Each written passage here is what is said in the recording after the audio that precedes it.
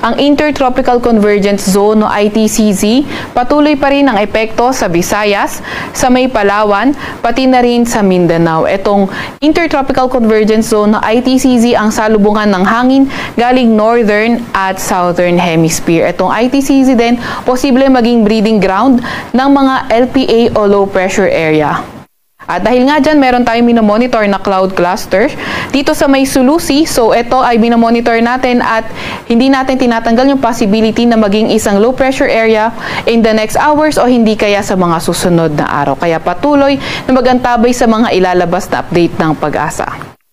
Samantalang easterlies naman o yung mainit na hangin galing karagatang Pasipiko ang nakakaapekto sa nalalabing bahagi nga ng Luzon area. Nakikita nga din natin na ang ITCZ magdadala ng maulap na papawirin at mga kalat-kalat na pag-ulan, pagkidlat at pagkulog sa Visayas, sa may Mimaropa, Zamboanga Peninsula, Northern Mindanao, pati na rin sa may Caraga. Kaya ingat, lalo na yung mga inuulan ng mga nakaraang araw pa sa mga banta ng pagbaha o hindi kaya pagguho ng lupa. Para naman sa lagay ng panahon, sa Metro Manila at nalalabing bahagi ng bansa, patuloy pa rin ang bahagyang maulap hanggang sa maulap na papawirin at may mga tsansa ng mga localized thunderstorm.